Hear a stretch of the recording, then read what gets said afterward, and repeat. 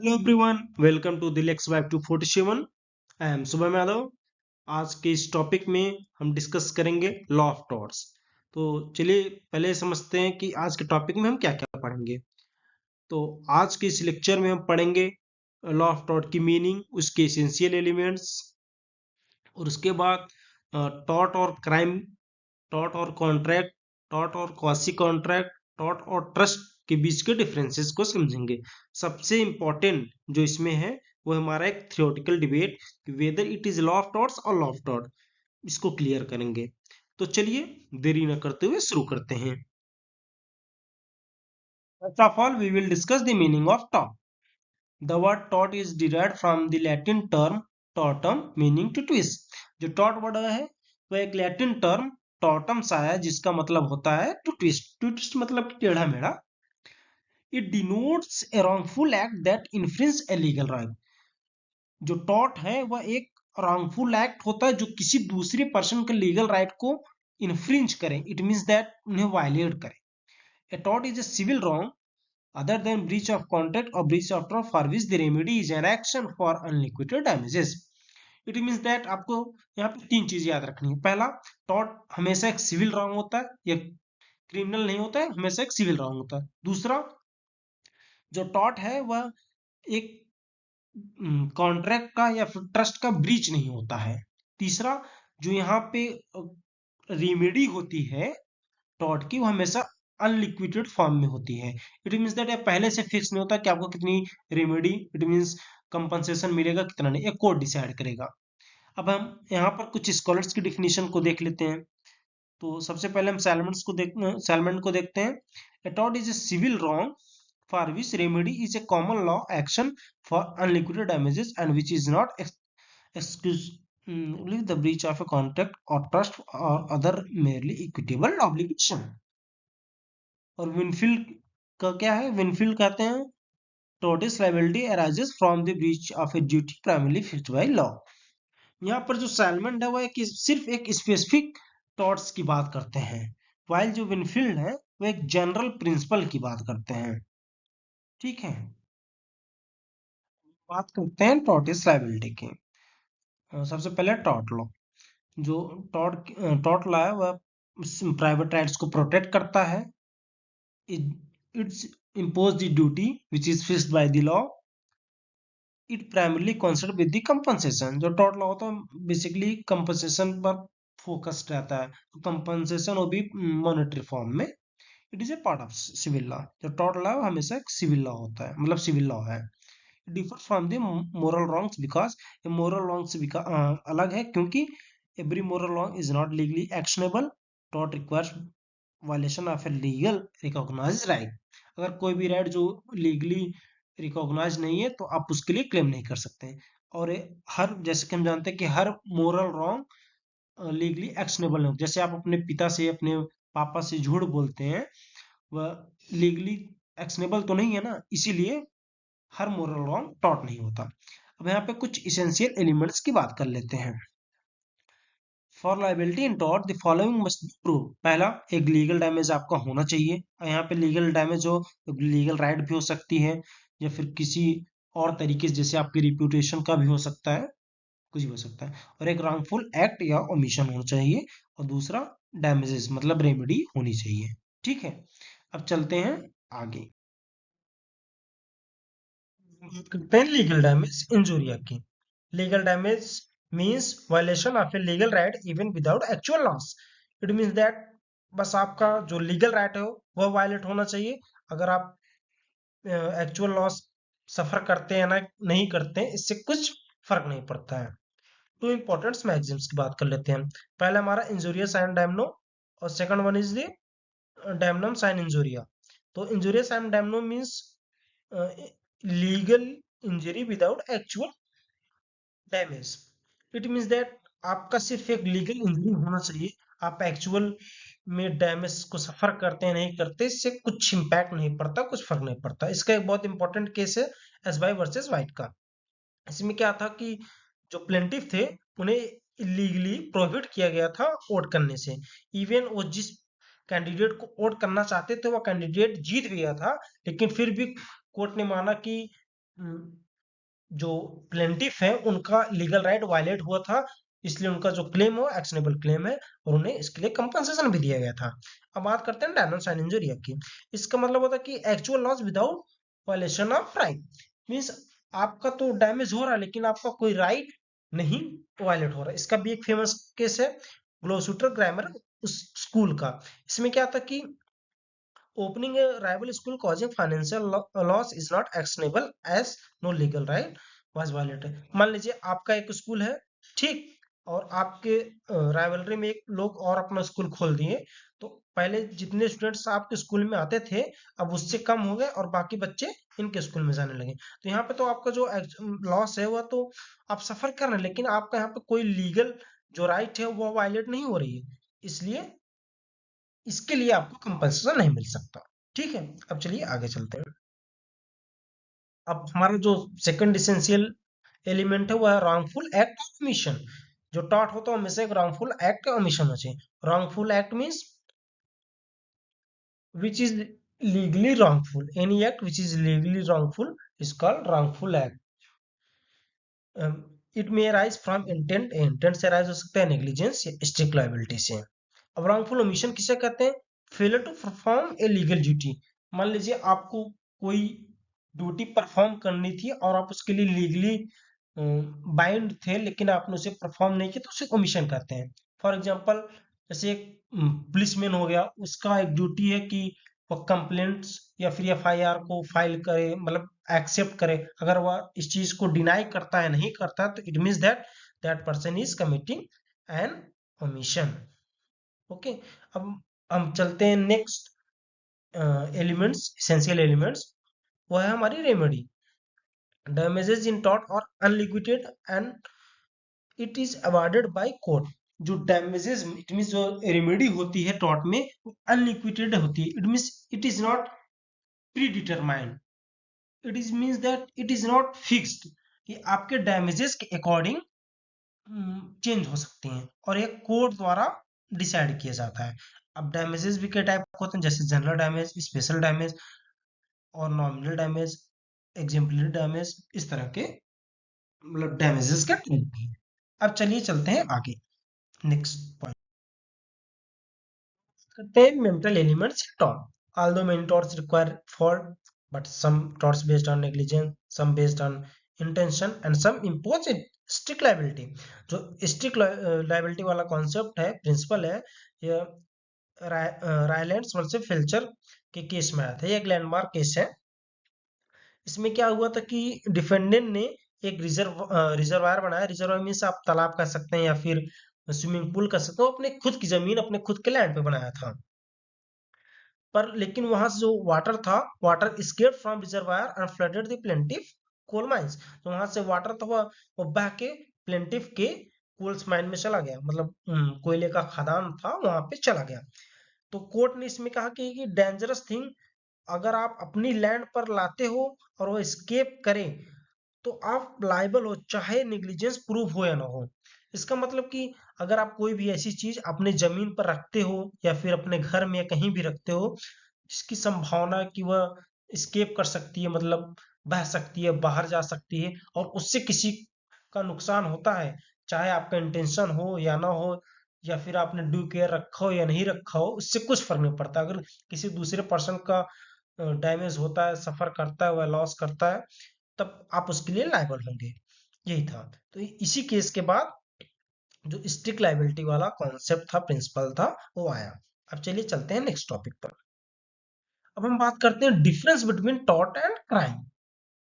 ठीक है, अब यहाँ पर कुछ बेसिस दिए हैं, उनके बेस पे टॉर्ट और क्राइम में क्या क्या डिफरेंस है हम उसको डिस्कस करें। पहले बात करते हैं नेचर पे। टॉर्ट हमेशा, जैसे हम जानते हैं कि टॉर्ट हमेशा एक सिविल रॉन्ग होता है, वाइल क्राइम एक पब्लिक रॉन्ग। ये जो टॉर्ट होता है हमेशा एक इंडिविजुअल के अगेंस्ट में होता है, जबकि जो क्राइम होता है हमेशा सोसाइटी और स्टेट। इससे पहले वाले वीडियो में भी मैंने बताया था, जब क्राइम और उसके एलिमेंट्स पढ़ा रहा था, जो क्राइम होता है उसे हमेशा स्टेट या सोसाइटी के अगेंस्ट माना जाता है। जो टॉर्ट होता है इसका पर्पज होता है कंपनसेशन, और क्राइम का जो पर्पज होता है पनिशमेंट होता है। ठीक, और जो टॉर्ट होता है इसमें एग्रीव्ड पर्सन फाइल कर सकता है, मतलब सू फाइल कर सकता है, और इसमें स्टेट करता है। और इसमें जो रेमेडी होती है वो डैमेजेस की फॉर्म मिलती है, और इसमें फाइन, इम्प्रिजमेंट, डेथ कुछ भी मिल सकता है। इसमें सिर्फ डैमेजेस वो भी मॉनेटरी फॉर्म में मिलता है। ठीक है। और क्राइम डिस्टर्ब्स पब्लिक ऑर्डर, जैसे कि हम सब जानते हैं। और टॉर्ट अफेक्ट्स प्राइवेट राइट, जो क्राइम होता है हमेशा पब्लिक ऑर्डर को डिस्टर्ब करता है, जबकि टॉर्ट सिर्फ प्राइवेट राइट्स को अफेक्ट करता है। Crime usually requires mains Riya accept in the cases of strict liability offences.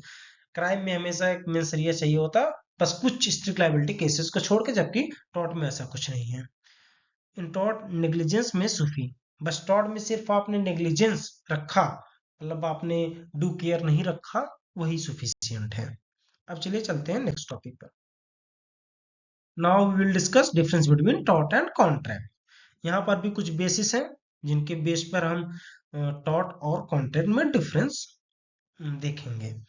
तो जो टॉर्ट है यह इम्पोज्ड बाय लॉ होता है।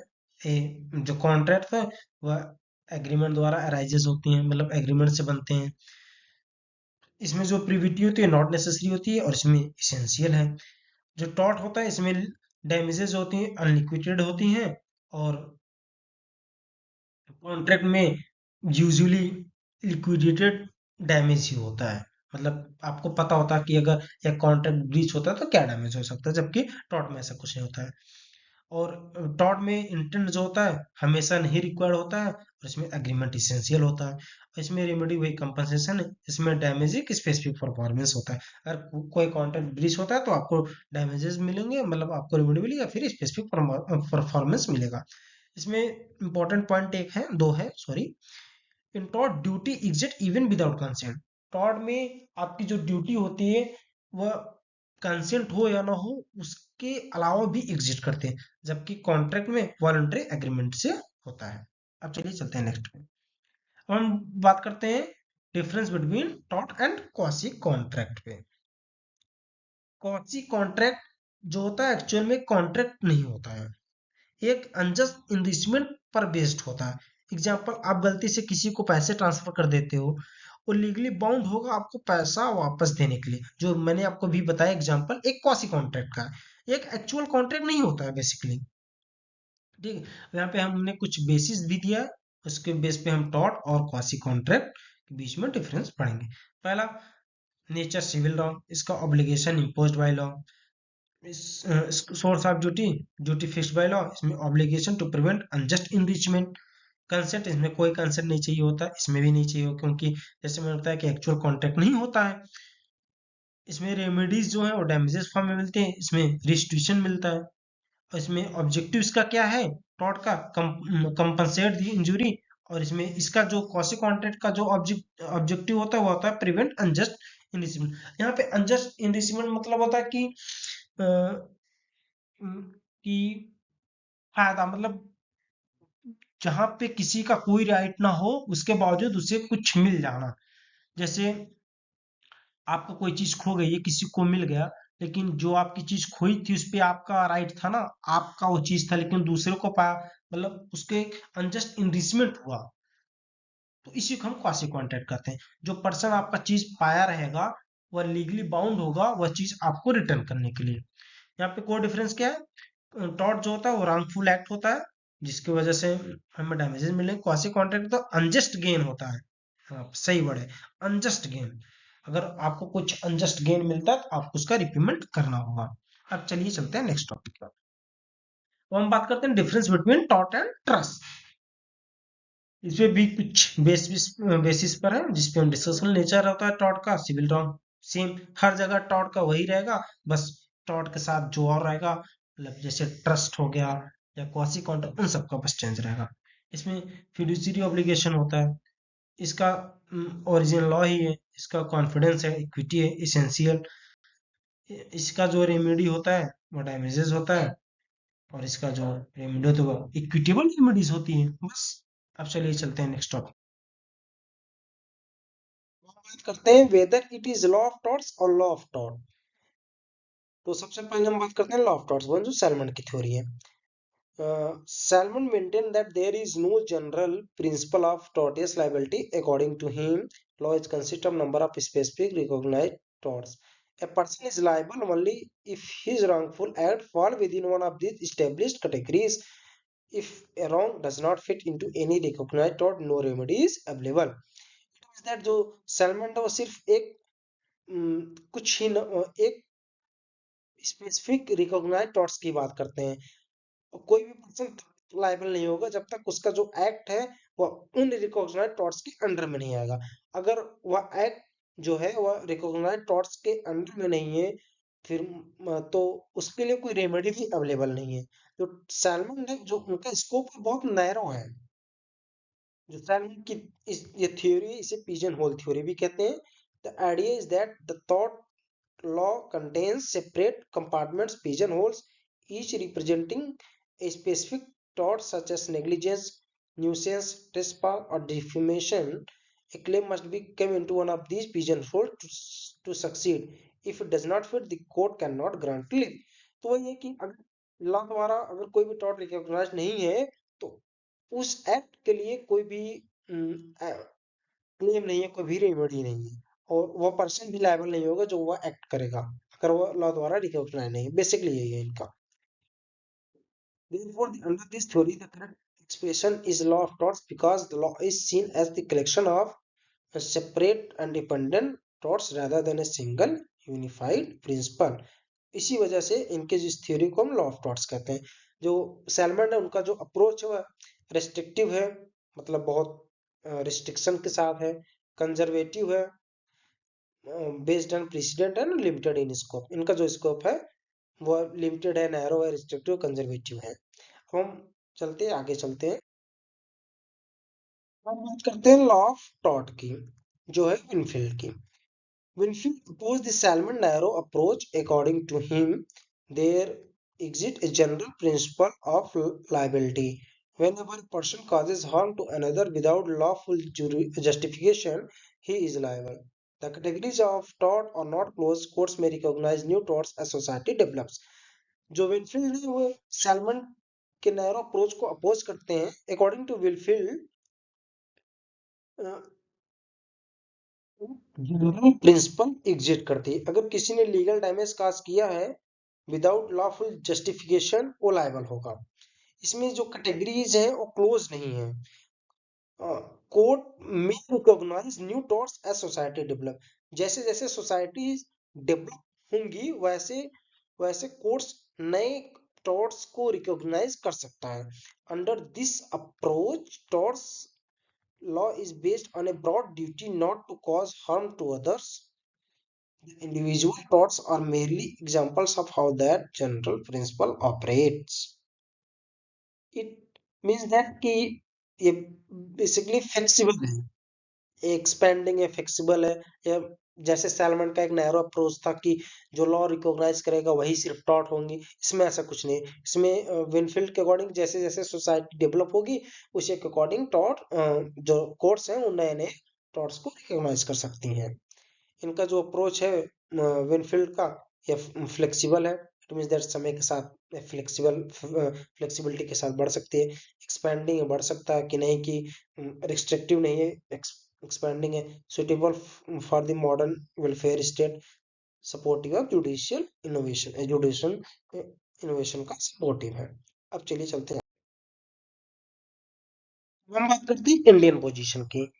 इट मीन्स दैट कि इंडिया में जो इंडियन कोर्ट्स हैं वो सैलमन की थ्योरी क्यों मानती हैं कि विनफील्ड की थ्योरी की। ठीक है। In India although tort law is uncodified and derived from English common law, courts have adopted a broader and progressive approach. India में जो इन इंडिया जो टॉर्ट लॉ है वो अनकोडिफाइड है, वह इंग्लिश लॉ से डिराइव किया गया है। इसके बाद भी जो इंडियन कोर्ट्स है वो एक ब्रॉडर और प्रोग्रेसिव अप्रोच को अपनाती हैं। The doctrine of absolute liability was involved by the Supreme Court of India in MC Mehta versus Union of India, expanding liability beyond traditional English principle.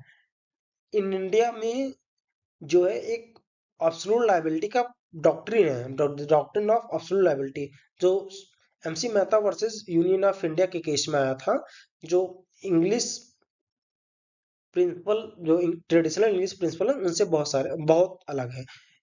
इस case में क्या हुआ था कि ओलियम गैस लीक्ड हुआ था दिल्ली की एक फैक्ट्री से, जिससे बहुत सारे लोगों की जान गई थी और बहुत सारे लोग इंजर भी हो गए थे। तो सुप्रीम कोर्ट ने यह कहा कि जो इंडस्ट्रीज हैं जो इस तरह के कामों में, मतलब जो इस तरह के हजार्डस थिंग्स का काम करती हैं, वह लाइबल होंगी, चाहे वो ड्यू केयर रखे हों। इट मीन्स दैट चाहे जितना ध्यान रखे हो कि गैस लीक ना हो या कुछ किसी भी तरह का केमिकल लीक ना हो, फिर भी अगर वह हो जाता है और इंजरी होती है तो वह फैक्ट्रीज, वह इंडस्ट्रीज जो होंगी वह लायबल होंगी। और चाहे जितना ड्यू केयर रखी हो, इट मीन्स दैट चाहे जितना सब कुछ की हो, उससे फर्क नहीं पड़ता। अगर किसी को इंजरी हुई है तो उसके लिए वो सब लायबल होंगे। तो यहीं से आया था the doctrine of absolute liability in India. Indian courts have also granted company for the violation of fundamental rights and developed environmental liability principle. This demands the Indian judiciary not strictly confine itself into rigid pigeonholes. तो जो India के absolute liability वाला है, यह दिखाता है कि जो इंडियन कोर्ट्स हैं या जो सैलमन की थ्योरी है उनको नहीं मानती। बेसिकली थोड़ा सा विनफील्ड की थ्योरी की तरफ ज्यादा टिल्ड है। Therefore, traditionally, the subject is called law of torts. In practical and modern application, it operates like law of tort. So, basically जो traditionally है, इस subject को law of torts कहते हैं, लेकिन in practical and modern application, it operates like a tort of law. तो बस आज के लिए बस इतना ही था। आज के लेक्चर में हमने meaning of torts, elements, legal damages, mental element differences और लॉ ऑफ टॉर्ट्स और लॉ ऑफ टॉर्ट बीच में डिफरेंसेस देखे हैं।